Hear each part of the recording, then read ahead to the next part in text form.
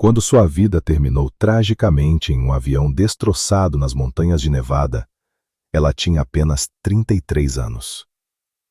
O mundo inteiro chorou.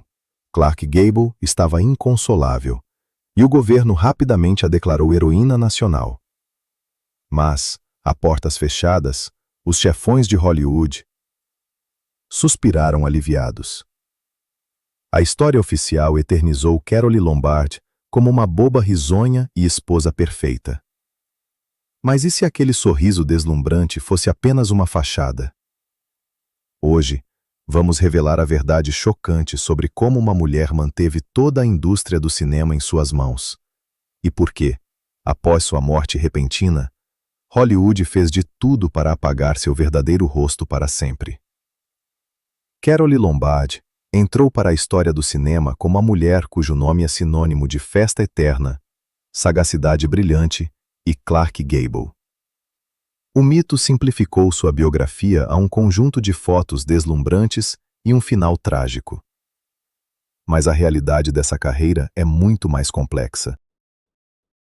Lombard é importante para a cultura não apenas como uma estrela da Era de Ouro.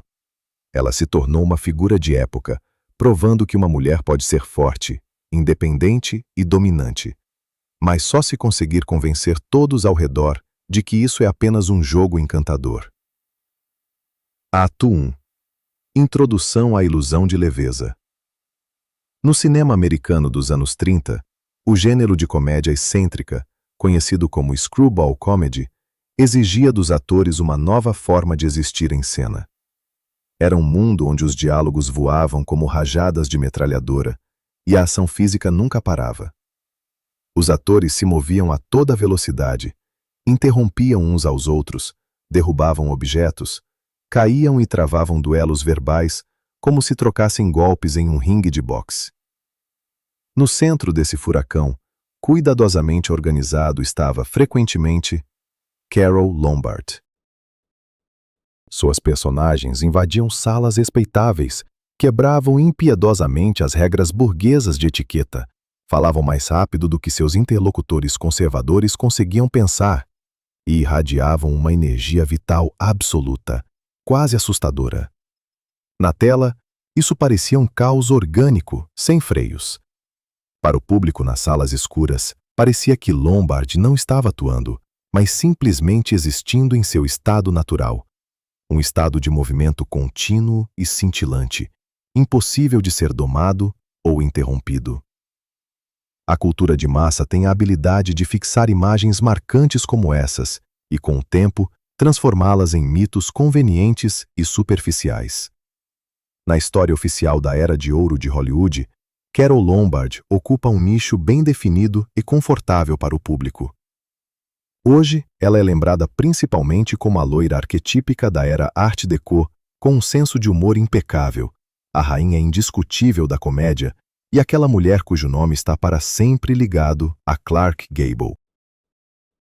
A indústria do entretenimento adora embalar carreiras complexas em um conjunto de associações brilhantes e instantaneamente reconhecíveis, eliminando tudo que é contraditório. No caso de Lombard, esse conjunto histórico é composto por vestidos deslumbrantes de designers, réplicas irônicas e uma aura de festa eterna. A memória coletiva sobre ela foi reduzida a uma sensação de absoluta leveza, como se toda a sua vida fosse apenas uma extensão de um filme de sucesso. No entanto, no cinema profissional, não existe leveza espontânea. O que na tela parece uma improvisação casual ou um surto repentino de energia, no set de filmagem sempre exige uma disciplina rigorosa e exaustiva. A comédia excêntrica é um gênero de precisão matemática e controle extremo. Para que a piada funcione para o público, o ator deve dizer a fala em uma fração de segundo específica, dar um passo exatamente no ponto marcado no chão, onde a luz foi ajustada pelo operador, e reagir impecavelmente ao movimento do parceiro. A naturalidade impecável de Carole Lombard era resultado de um cálculo técnico rígido e frio.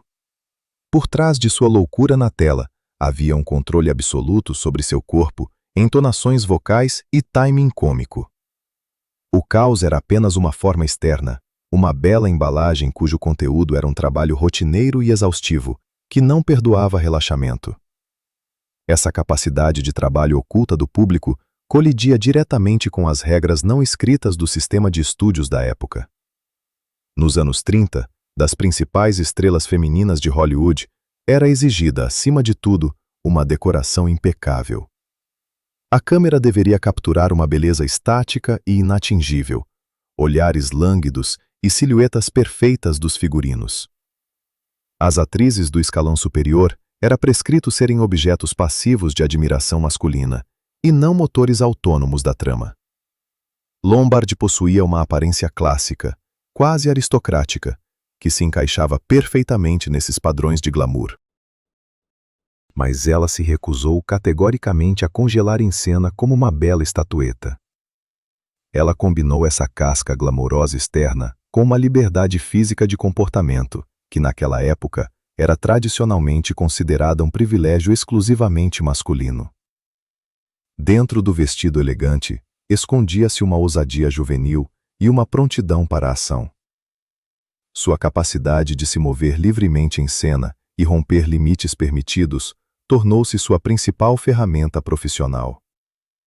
Na cultura conservadora da América daqueles anos, a independência feminina aberta, a coragem e a inteligência afiada eram frequentemente vistas pela sociedade como uma ameaça direta.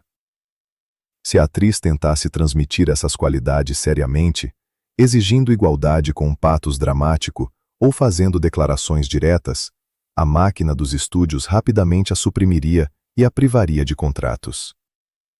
Lombard encontrou uma saída completamente diferente, muito mais sofisticada. Ela fez de sua subjetividade e força uma parte inseparável de seu charme. Sua inteligência se manifestava não em longos monólogos, mas através de piadas paradoxais, e a independência, através da prontidão de suas personagens para quebrar normas sociais exclusivamente por prazer e diversão. Esse mecanismo de camuflagem foi impecável. A sociedade e a indústria cinematográfica permitiram que ela fosse tão brilhante, barulhenta e indomável por uma única razão. Toda a sua energia transbordante era apresentada ao público como um jogo não sério. As rígidas molduras da comédia garantiam que a liberdade feminina não destruiria as bases do mundo real. E assim, ela deixava de parecer perigosa. Quando o público ria de como a personagem de Lombard superava os homens em batalhas verbais ou causava uma catástrofe em uma mansão rica, ele facilmente perdoava a ela o grau de liberdade que nunca aceitaria de uma mulher na vida real. O riso alto na sala tornou-se seu escudo perfeito, uma cobertura confiável para transmitir um novo tipo de comportamento feminino na tela. A imprensa de Hollywood apoiava ativamente esse formato, vendendo com prazer ao público a imagem da estrela excêntrica também fora do set de filmagem. Revistas descreviam regularmente suas pegadinhas complexas com colegas, um vocabulário não convencional para uma dama e festas barulhentas. A indústria apresentava essas histórias como prova de sua loucura inata e incontrolabilidade. Mas essa franqueza pública também era uma posição cuidadosamente calculada, parte de uma estratégia de sobrevivência. Construindo uma reputação de garota do povo, que podia dizer e fazer o que quisesse, Lombard garantia para si uma imunidade de muitas restrições morais rígidas que os chefes dos estúdios impunham a outras atrizes. Ela jogava habilmente pelas regras do sistema, ao mesmo tempo fazendo o próprio sistema acreditar que ela constantemente e impunemente quebrava essas regras. O problema desse método brilhante era que, com o tempo, a indústria começou a perceber seu domínio técnico e imagem calculada como uma propriedade pessoal genuína. Quando uma estratégia profissional complexa é mascarada tão habilmente como um charme sincero, os espectadores, críticos e até colegas deixam de ver por trás dela a inteligência analítica. Lombard não apenas interpretava papéis cômicos, ela construía e afirmava uma nova forma de presença feminina na tela, onde a independência não afastava o parceiro, mais o atraía. Mas para que esse truque funcionasse infalivelmente de filme em filme, ela precisava manter constantemente o mais alto grau de leveza na tela, sem permitir por um segundo que o público percebesse a tensão interna e o peso dessa construção.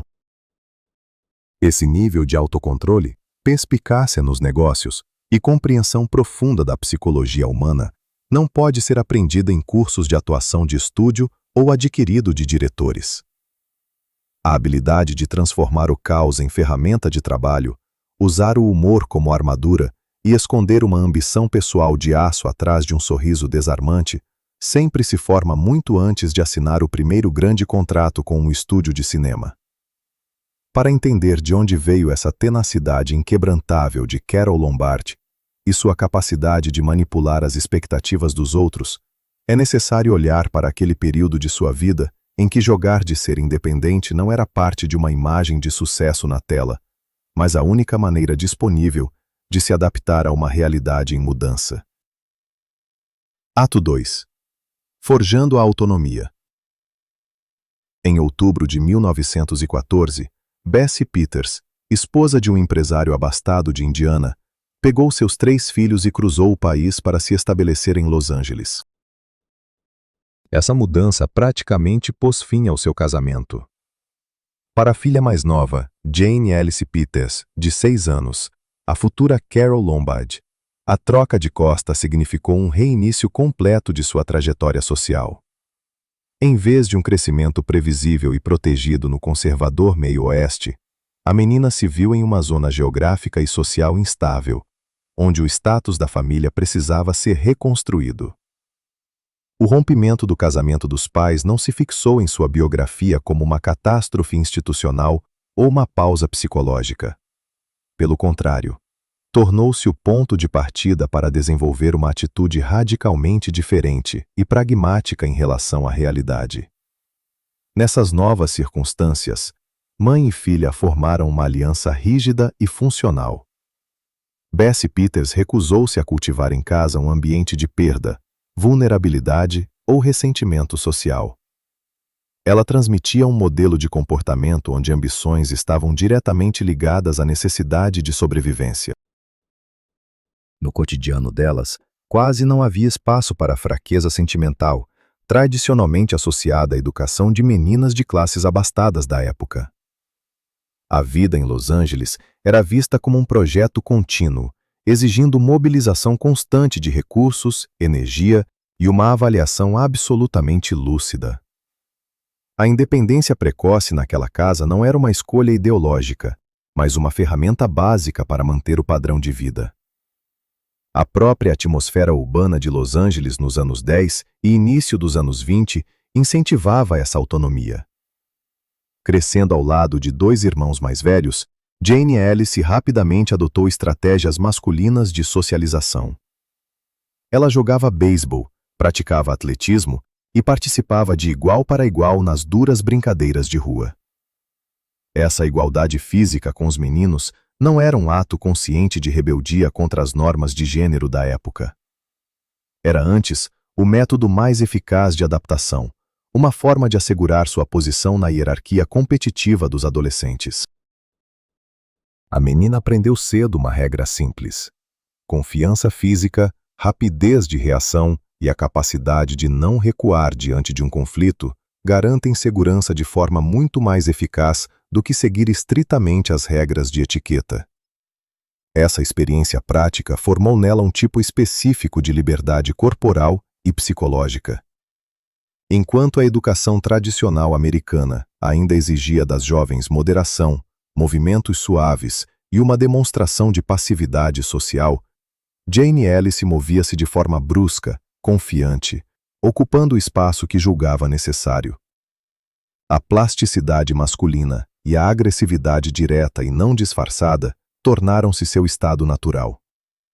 Ela aprendeu a usar sua energia barulhenta como uma forma de controlar a situação ao seu redor, nunca esperando que alguém tomasse a iniciativa.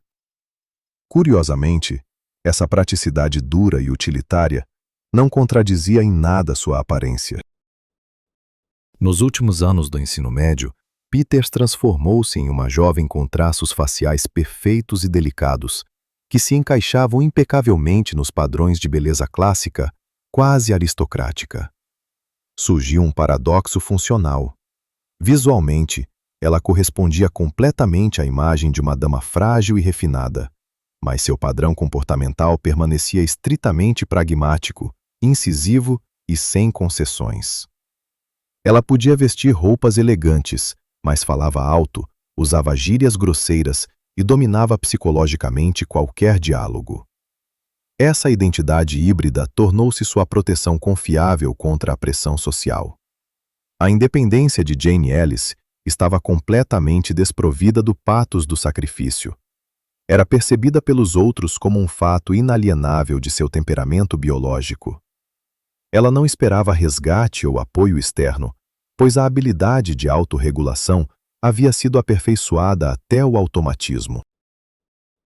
Nela faltava aquela insegurança básica e sistêmica sobre a qual a sociedade geralmente constrói mecanismos de controle sobre jovens mulheres. A garota simplesmente não deixava espaço para a tutela paternalista dos outros.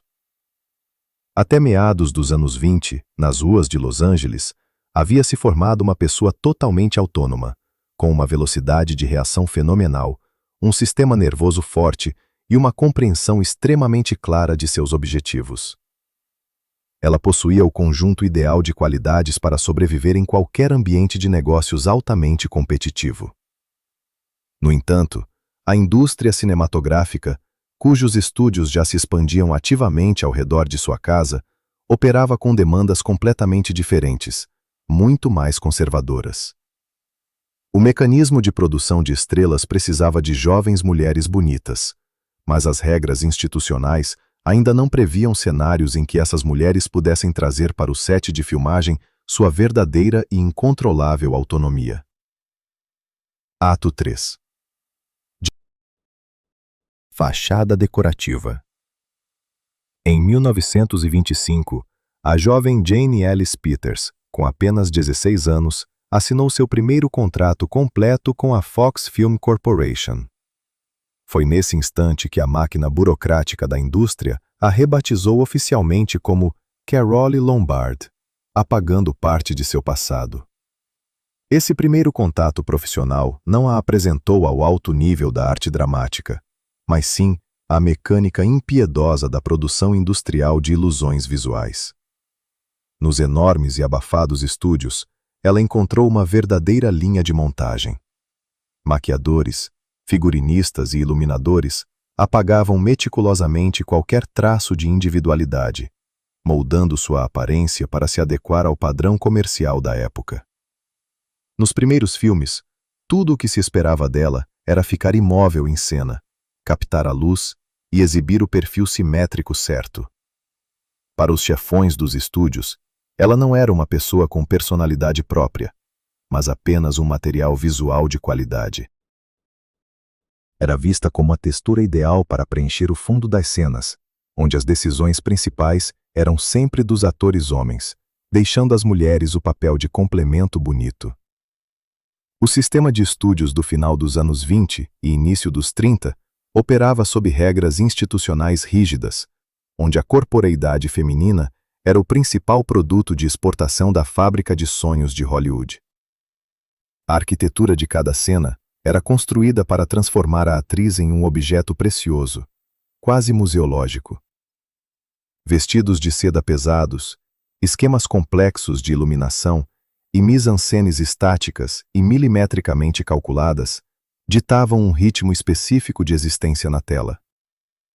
Nesse espaço cinematográfico, a mulher deveria ser lenta, fluida e absolutamente passiva. Sua única função era decorar o cenário e servir de pano de fundo emocional e silencioso para a ação masculina. Qualquer movimento brusco, agitação física, reação espontânea ou fala rápida demais eram vistos pelos diretores como falhas técnicas grosseiras. Essas manifestações de vivacidade eram imediatamente reprimidas, pois destruíam a frágil ilusão do glamour cinematográfico, baseado na inacessibilidade e na estaticidade da imagem feminina. Para Lombard, cuja identidade básica foi moldada nas ruas de Los Angeles através de uma atividade quase masculina, velocidade esportiva e constante competição com os irmãos, esse modelo decorativo era não apenas estranho, mas fisiologicamente desconfortável. Sua cinética natural, o hábito de ocupar espaço livremente e declarar seus desejos em voz alta, entravam em conflito direto com as exigências dos diretores.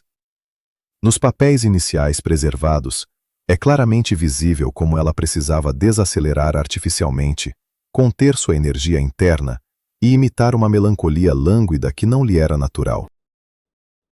As regras institucionais do glamour literalmente aprisionavam seu corpo. Nas silhuetas apertadas dos trajes dos principais designers dos estúdios, era fisicamente impossível se mover livremente, e os pontos de iluminação rigidamente fixados proibiam qualquer improvisação no espaço. A atriz era forçada a interpretar não um caráter, mas uma forma, onde cada movimento era ditado não pela lógica da cena, mas pelas exigências do operador de câmera. No entanto, o pragmatismo frio, desenvolvido na infância após a separação da família, não permitiu que ela entrasse em conflito aberto com a administração dos estúdios ou batesse à porta. Lombard não se rebelou abertamente contra o sistema, mas decidiu estudar minuciosamente seu funcionamento técnico por dentro. Ela começou a dominar metodicamente as ferramentas de sua própria objetificação. A atriz passava longas horas conversando com operadores de câmera e iluminadores, aprendendo como diferentes lentes distorciam as proporções do corpo e como a luz moldava o volume do rosto.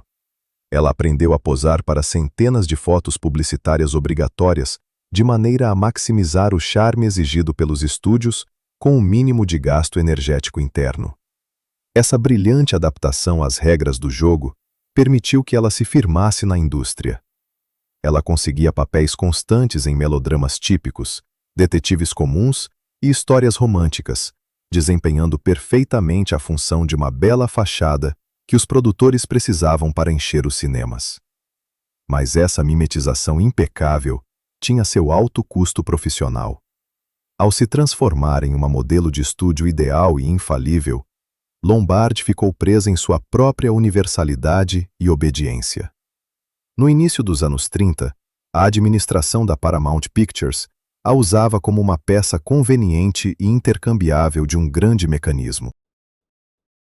Se a estrela principal do estúdio recusasse um papel em um melodrama comum por capricho ou doença, o roteiro era imediatamente passado para Lombard.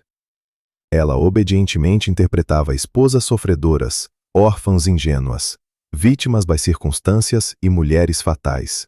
Mas nenhum desses personagens de papelão exigia o uso de sua verdadeira inteligência. Nesses filmes, seus personagens eram completamente desprovidos de subjetividade e vontade. Seu intelecto afiado e analítico permanecia fora de cena, manifestando-se apenas em comentários sarcásticos e precisos entre as tomadas. A indústria a pagava generosamente por sua aparência e submissão, ignorando completamente suas habilidades organizacionais e seu timing cômico inato. A dissonância entre a mulher viva e real e seu pálido duplo na tela tornava-se cada vez mais evidente e ridículo para aqueles que conheciam Lombard pessoalmente. No set de filmagem, entre as cenas, ela xingava livremente como um estivador, organizava pegadinhas complexas e tecnicamente precisas para os colegas, e gerenciava suas finanças com o cálculo frio de um corretor de ações experiente. Mas assim que o diretor gritava "ação", ela era obrigada a colocar a máscara de uma bela e vulnerável mulher e recitar diálogos banais com uma respiração artificial. Os chefes dos estúdios viam claramente essa dualidade, mas não tinham ideia de como comercializá-la dentro dos gêneros existentes. Para eles, a Lombard viva, agressiva, sarcástica e engraçada era uma anomalia de produção.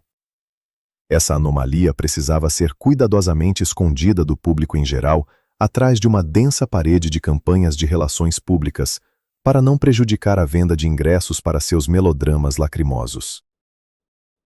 A conformidade perfeita com os padrões decorativos garantiu à atriz um status elevado, reconhecimento e uma renda financeira estável, mas, ao mesmo tempo, fechou para sempre o caminho para o verdadeiro poder cinematográfico.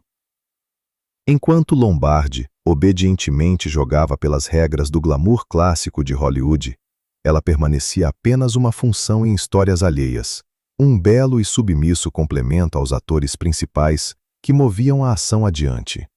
Aceitar esse papel significaria um gradual declínio de carreira à medida que envelhecesse, como aconteceu com dezenas de outros rostos bonitos da época. Para deixar de ser um objeto de contemplação e se tornar um sujeito autônomo, capaz de controlar a história, ela precisava romper o padrão estático do cinema sonoro inicial.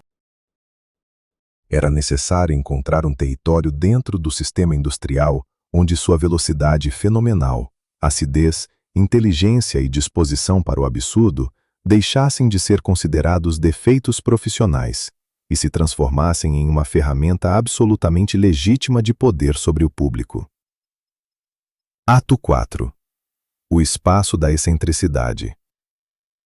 Em 1934, durante as filmagens de 20º século, ocorreu um episódio que não apenas alterou a trajetória profissional de Carole Lombard, mas também marcou o nascimento de um novo tipo de heroína na tela.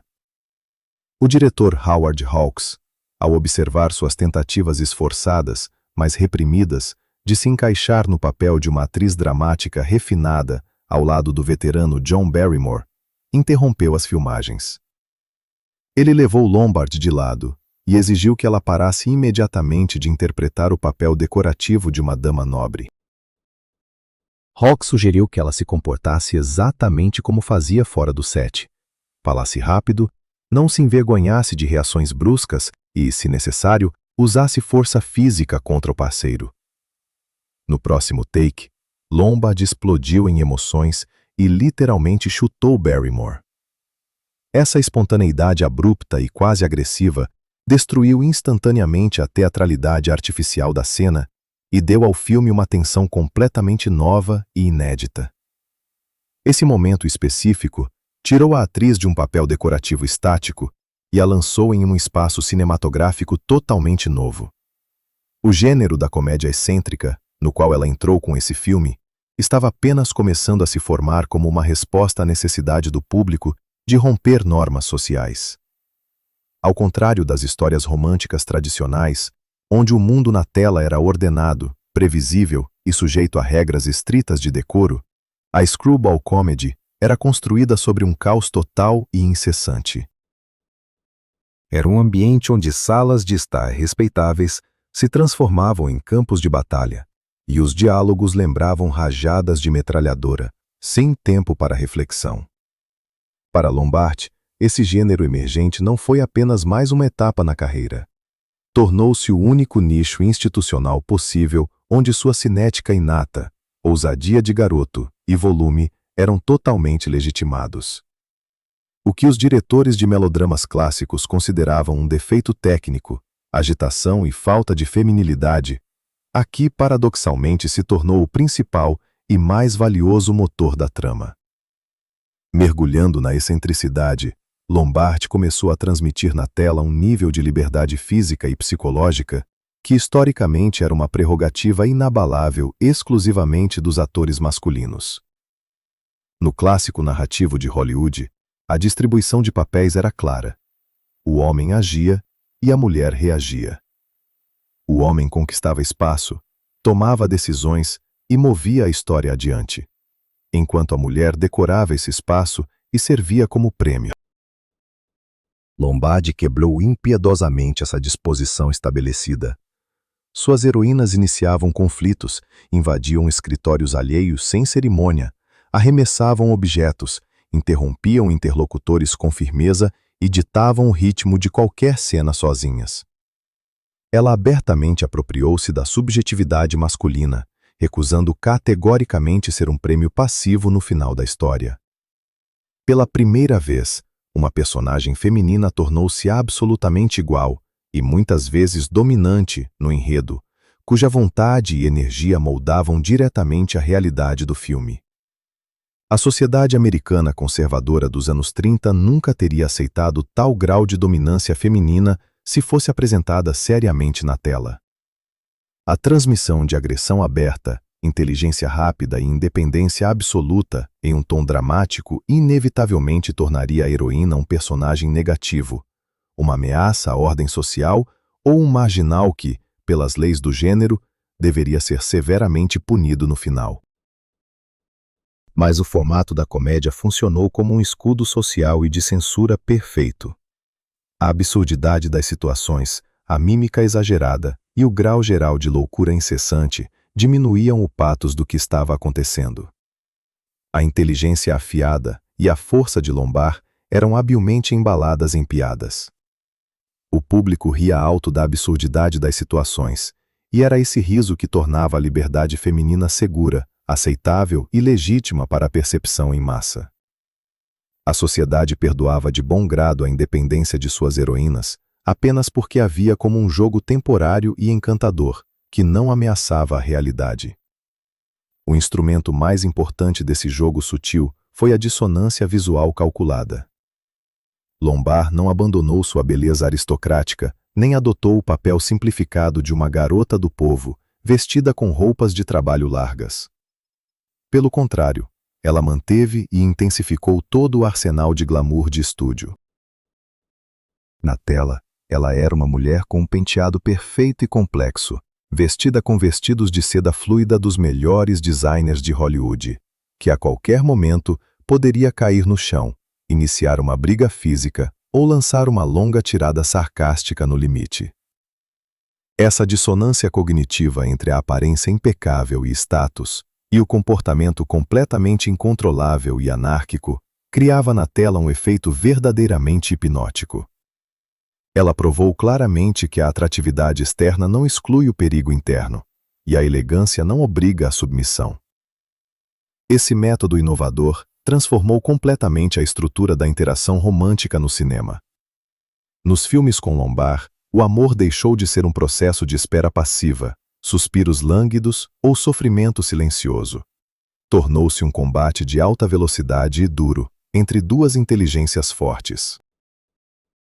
O personagem masculino não podia mais se apoiar apenas em seu status social, dinheiro ou força física. Ele tinha que literalmente sobreviver nas condições do caos que a mulher gerava continuamente. As heroínas de Lombard não apenas escolhiam condescendentemente um parceiro. Elas o testavam, forçando-o a entrar em seus roteiros excêntricos e imprevisíveis.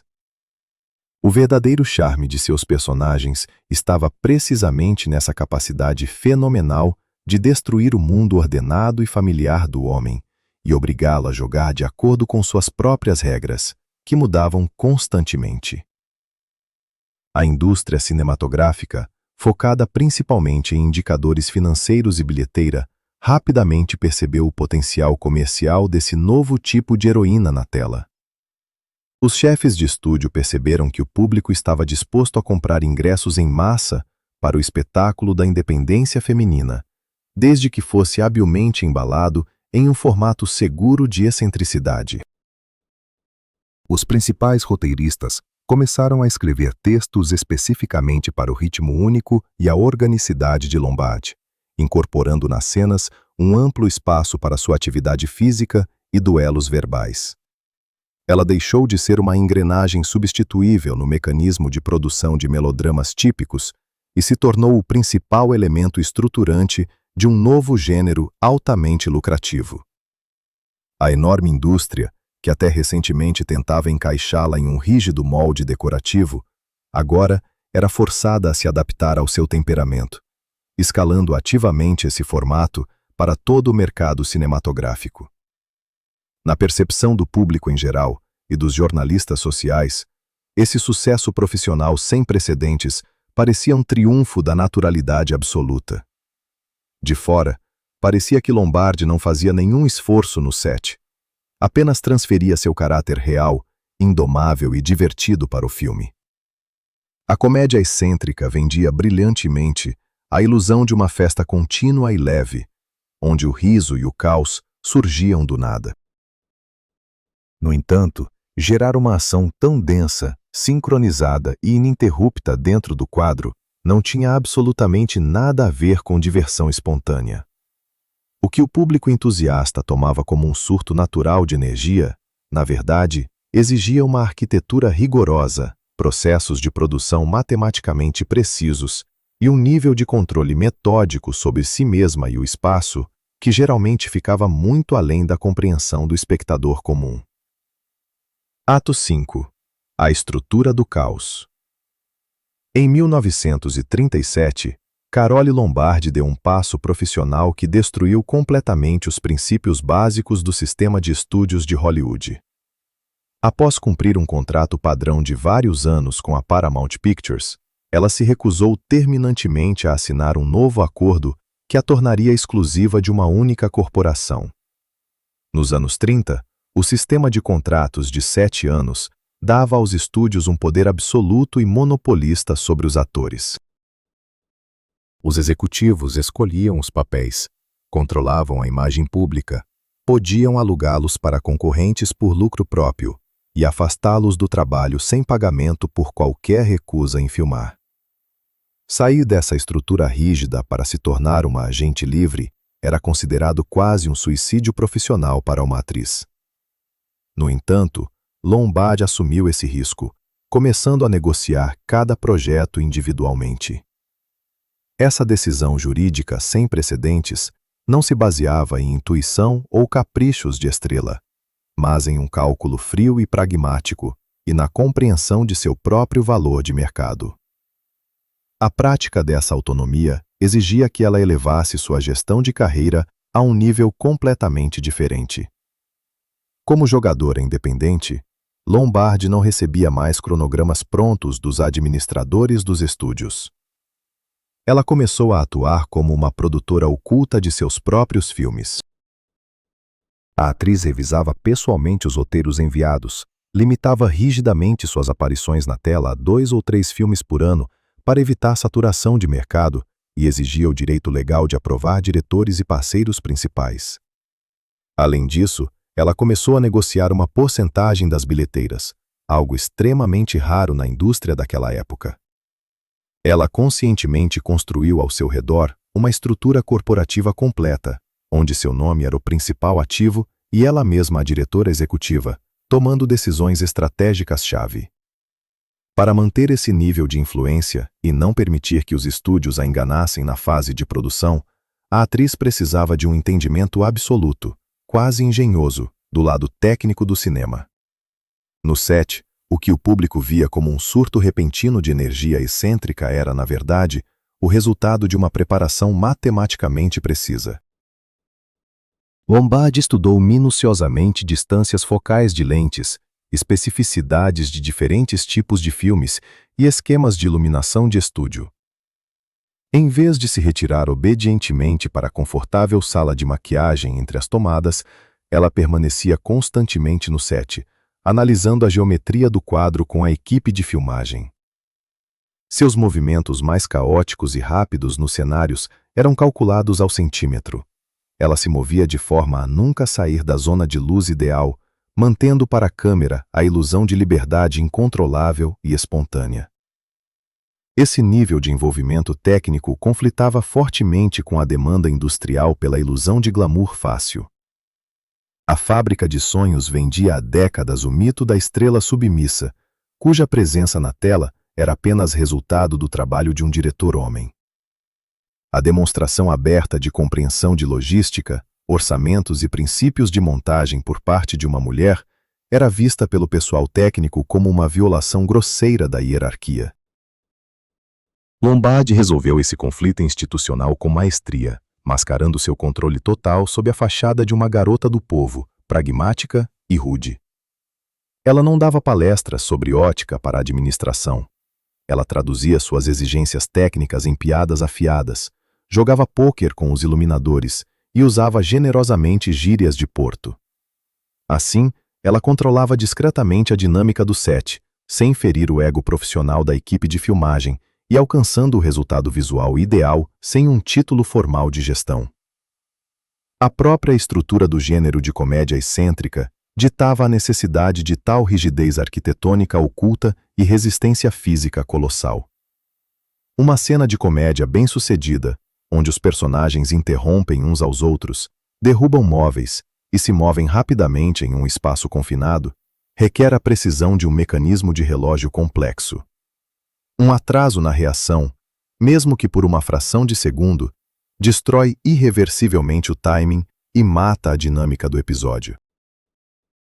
Lombardi passava horas exaustivas em repetidas repetições de quedas físicas e trocas verbais. Esse processo frequentemente resultava em contusões reais e exigia preparação respiratória atlética para manter o ritmo acelerado do discurso. A leveza na tela era o resultado de um trabalho físico monótono e pesado até a exaustão. Ela abordava a criação do caos na tela com o foco de uma atleta profissional, provando que o gênero de comédia exige muito mais equipamento técnico do que o drama tradicional estático. Essa abordagem sóbria e industrial, a atriz brilhantemente transferiu para o posicionamento público de suas finanças pessoais. Em 1937, o Ministério das Finanças dos Estados Unidos publicou oficialmente a lista dos maiores rendimentos do país. Os ganhos de Lombardi chegaram a quase $500 milhão, tornando-a uma das mulheres mais bem pagas do país. Estando na mais alta categoria tributária, ela deveria entregar ao governo cerca de 80% dessa quantia. Enquanto muitos da elite de Hollywood se indignavam publicamente com o fardo tributário ou procuravam maneiras de esconder capitais, Lombardi deu uma entrevista amplamente divulgada à imprensa. Nela, ela declarou de forma direta e calma que estava absolutamente feliz em pagar esses impostos ao governo, que constrói estradas, garante sua segurança social e apoia a infraestrutura do país. No auge da Grande Depressão, quando milhões de americanos viviam na pobreza, essa posição aberta funcionou como um movimento sociológico impecável. Lombardi desmistificou completamente sua enorme riqueza. Ela a apresentou não como um presente celestial ou resultado de um encantamento hollywoodiano inatingível, mas como o resultado honesto de um acordo industrial complexo e trabalho árduo, do qual todos os impostos legais foram pagos. Essa entrevista a protegeu do ódio de classe do público. Ela se posicionou não como uma estrela alienada da realidade, vivendo em um palácio, mas como uma cidadã bem-sucedida e pragmática e uma contribuinte. A indústria recebeu um sinal claro. Essa mulher sabia gerenciar não apenas seu corpo em cena, mas também seu capital social em escala nacional. Como resultado, sua imagem pública começou a funcionar em dois níveis paralelos, perfeitamente equilibrados. Para o público em massa na escuridão do cinema, ela permanecia indiscutivelmente a rainha da excentricidade, a personificação da loucura alegre e vitalidade espontânea, impossível de acompanhar. Mas dentro do sistema corporativo de Hollywood, ela era uma unidade de negócios rígida e autônoma, que monitorava sistematicamente seu valor de mercado, otimizava as condições de trabalho e estabelecia sozinha os limites de sua própria exploração. O que na tela parecia leveza orgânica e natural, na realidade servia como a armadura profissional mais sólida, protegendo seu direito à independência. No entanto, manter tal grau de autonomia pessoal e financeira em Hollywood exigia constante tensão e controle não apenas sobre os processos de produção, mas também sobre a fachada social. A máquina de estúdios poderia temporariamente aceitar a independência de negócios de uma atriz individual, se essa independência fosse compensada por uma narrativa pessoal correta e comercialmente atraente para a imprensa. Para uma estrela de primeira linha, o isolamento absoluto dos rituais industriais era tecnicamente impossível. A independência profissional cuidadosamente construída de Lombardi inevitavelmente teria que enfrentar a necessidade de integração em outra estrutura igualmente rígida, a arquitetura de uma grande aliança midiática. Nesse novo espaço público, seu status de jogadora autônoma foi seriamente testado pela presença constante de outra figura igualmente influente ao seu lado. Ato 6. Alianças públicas. Em 1931, Carole Lombard, com apenas 22 anos, casou-se com William Powell, um ator já estabelecido, 16 anos mais velho, com a reputação impecável de um aristocrata refinado de Hollywood. Essa união, que durou pouco mais de 2 anos, terminou em divórcio em 1933. Na clássica fábrica de sonhos, o fim do casamento de uma jovem atriz com um homem influente geralmente significava uma crise de reputação séria, exigindo dela um pedido público de desculpas ou um retiro para a sombra salvadora. No entanto, Lombard retirou completamente desse evento o status de catástrofe pessoal ou profissional.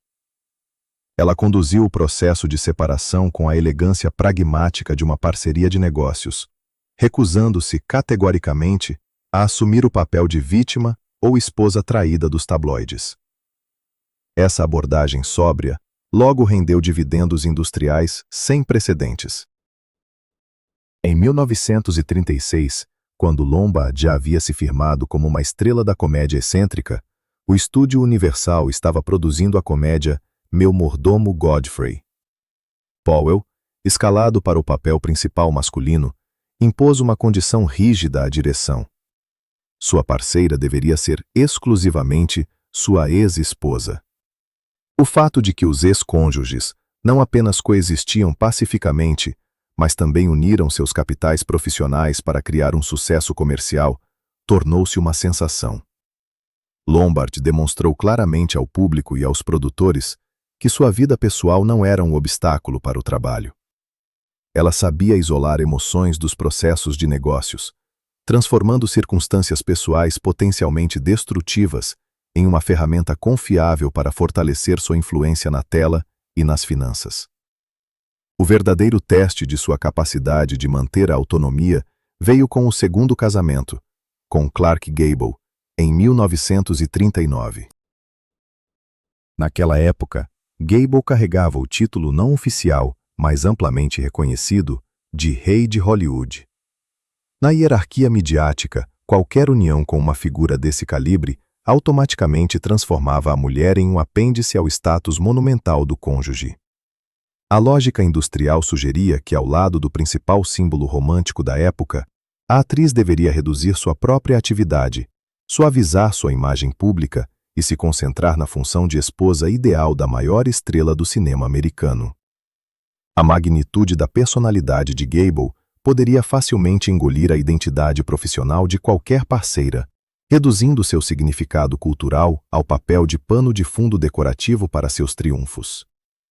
Para evitar essa absorção sistêmica, Lombard aplicou na vida real a mesma estratégia que lhe garantiu sucesso no gênero de comédia excêntrica. Ela não competiu abertamente com o monumental macho da tela, nem tentou se transformar em uma dona de casa submissa. Em vez disso, ela integrou Gable em seu próprio espaço. Lombard organizava expedições de caça conjuntas, dormia em barracas, manuseava armas de fogo com maestria e continuava a usar seu vocabulário caracteristicamente rude.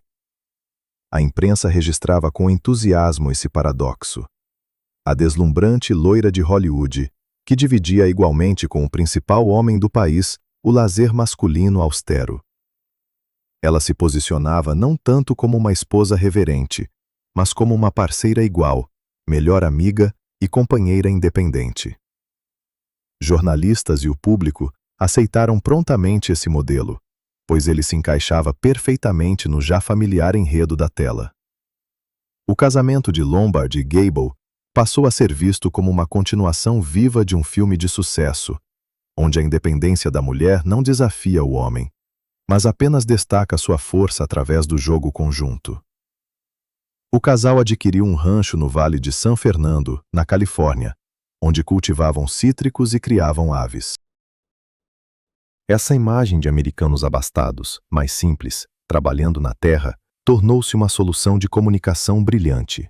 Ela permitiu que Lombard mantivesse o mais alto status dentro da indústria de elite e, ao mesmo tempo, permanecesse absolutamente compreensível para milhões de espectadores. Dentro desse mito cuidadosamente construído sobre o casal principal de Hollywood, sua liberdade pessoal permanecia completamente intocada.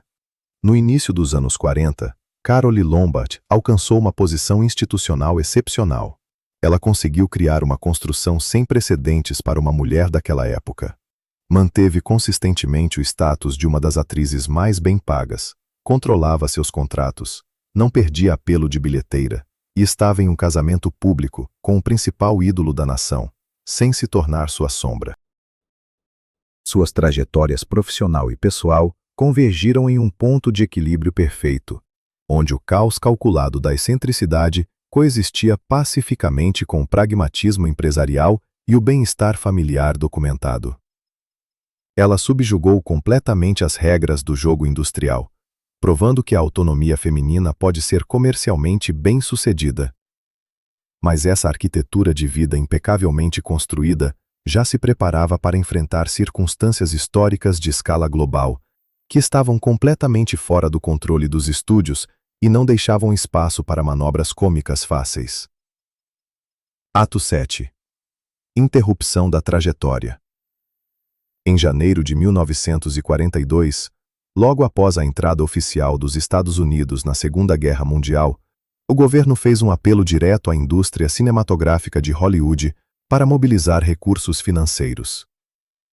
Carole Lombard foi oficialmente enviada ao seu estado natal, Indiana, para participar de uma grande campanha estatal de venda de títulos de guerra. Durante o evento público de várias horas em Indianápolis, ela mostrou uma resistência física fenomenal e uma eficiência organizacional, arrecadando mais de 2 milhões de dólares em títulos do governo em uma única noite. Essa viagem exaustiva e desgastante foi o auge de sua influência pública, provando à indústria que sua autoridade pessoal havia ultrapassado o setor de entretenimento, adquirindo peso político e econômico real. Para retornar rapidamente a Los Angeles e iniciar novas filmagens, a atriz recusou uma viagem longa, mas segura, de trem transcontinental e optou por um voo comercial. Em 16 de janeiro, o avião de transporte Douglas DC-3, da TWA, colidiu em alta velocidade com a Cordilheira Potosí, em Nevada. Esse evento marcou uma interrupção instantânea e absoluta de sua trajetória única, tanto física quanto profissionalmente. As notícias do incidente fatal de aviação provocaram uma reação institucional imediata e sem precedentes em escala. Para o sistema de estúdios de Hollywood, a perda repentina de uma atriz desse nível foi não apenas emocional, mas, acima de tudo, um choque administrativo e reputacional sério. A indústria perdeu em um segundo não apenas uma de suas estrelas mais lucrativas, mas também um elemento estrutural chave de sua economia.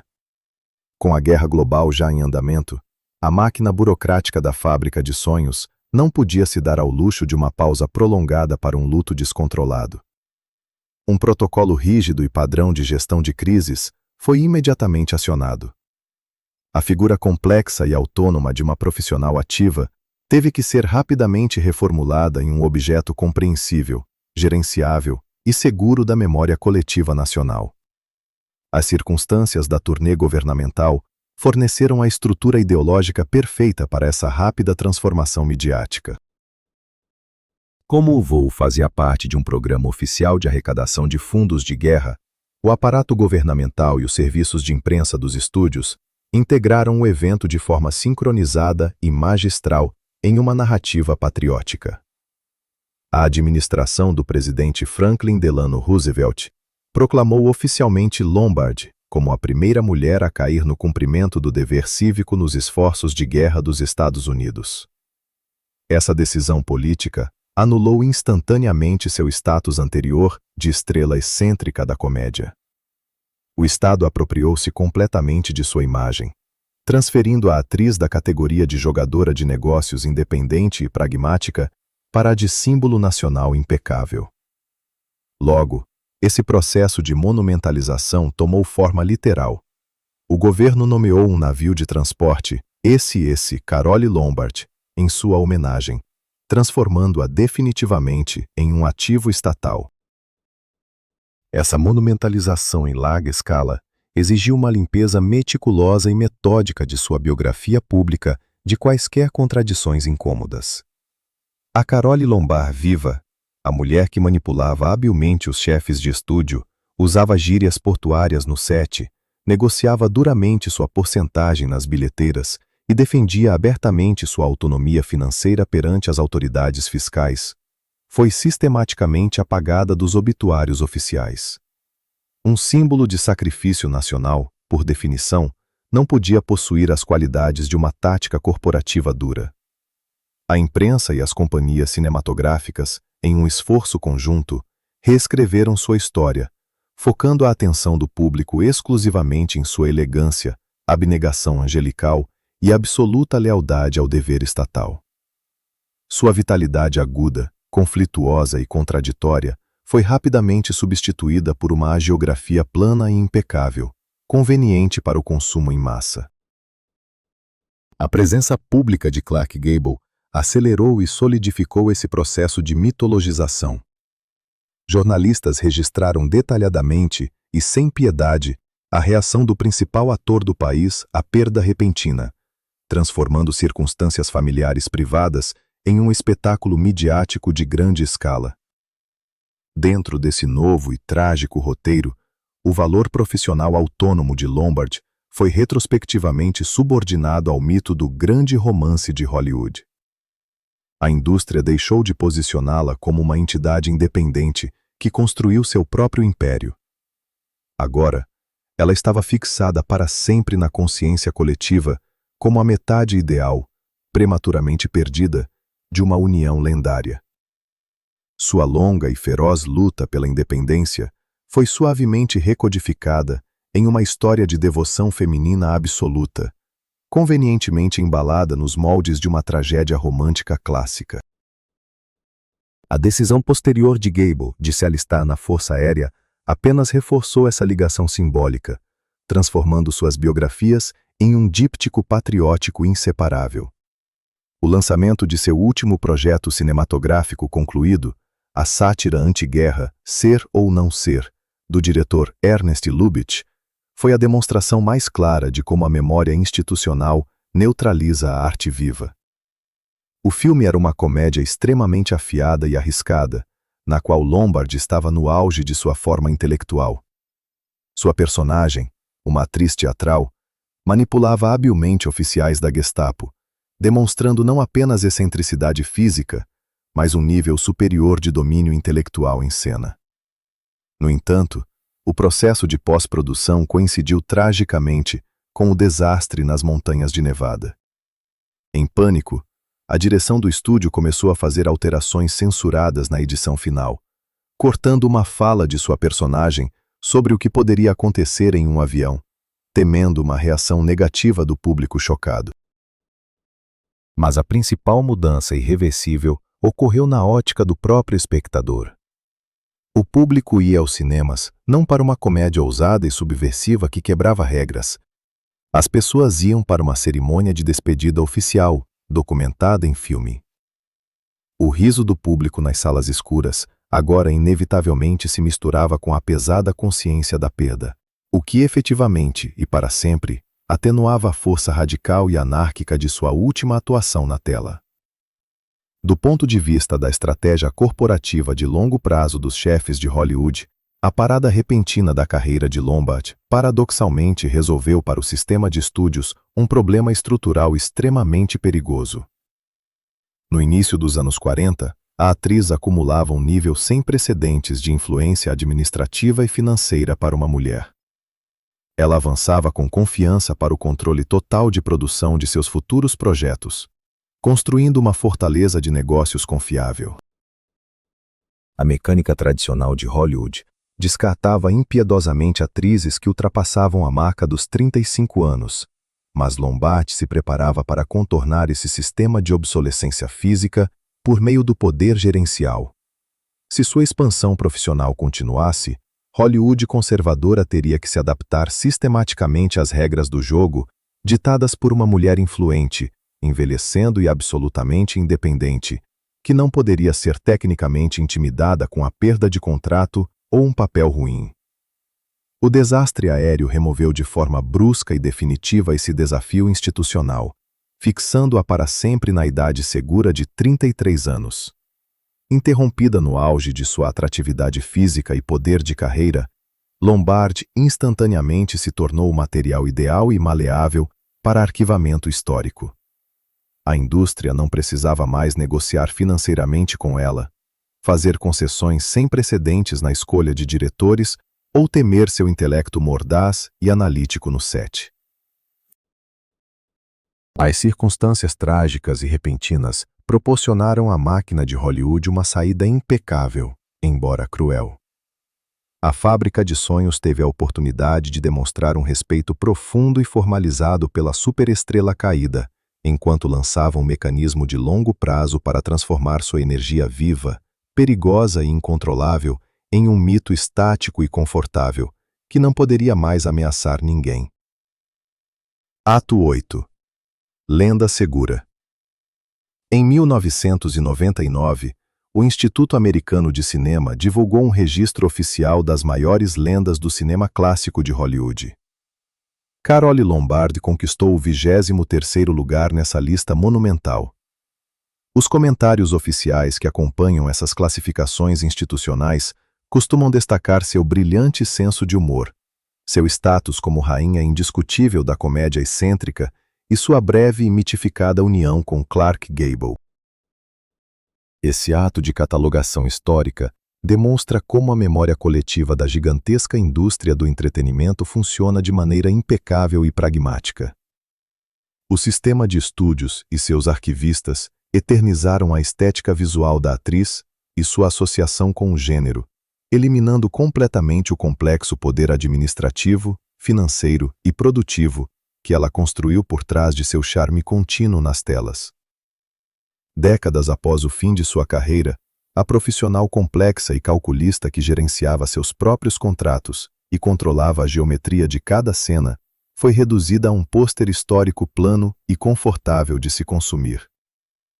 Retrospectivas modernas e programas de escolas de cinema frequentemente apresentam seu sucesso fenomenal como um fenômeno natural. Nessa versão simplificada da história, Lombard aparece como uma mulher dotada desde o nascimento de um senso de humor perfeito e uma capacidade inata de vestir vestidos de seda de grife sob os holofotes dos estúdios. A exaustiva disciplina física, as duras negociações com os chefes dos estúdios e as estratégias financeiras racionais são sistematicamente excluídas da narrativa popular, pois contradizem diretamente o mito romantizado da fama fácil, despreocupada e quase mágica da Era de Ouro. Essa edição sistemática da biografia não é uma perda acidental de dados nos arquivos. É um mecanismo de proteção básico da própria estrutura corporativa do cinema. Reconhecer a autonomia completa de Lombard significaria confirmar oficialmente que uma mulher nos anos 30 poderia funcionar com sucesso fora do controle paternalista dos chefes de estúdio. Se a indústria admitisse abertamente que sua famosa leveza nas telas não era um presente dos céus, mas uma ferramenta friamente calculada para obter independência administrativa, isso criaria um precedente histórico extremamente desconfortável. Para o sistema, é muito mais seguro e vantajoso lembrar dela como uma garota talentosa e encantadora que simplesmente sabia ser engraçada, do que como uma jogadora autônoma e formidável no campo corporativo masculino. Ao marcar Lombard como uma exceção única, a cultura de massa neutralizou efetivamente o potencial social radical de seu método profissional. Quando a independência feminina, o intelecto afiado e a capacidade de dominar fisicamente em cena são embalados como uma anomalia rara e irrepetível, as regras fundamentais do jogo permanecem inalteradas. As gerações subsequentes de jovens atrizes não receberam os planos de independência financeira e criativa de Lombard. Em vez disso, foram desafiadas com a tarefa impossível de replicar seu charme mágico e sinceridade natural.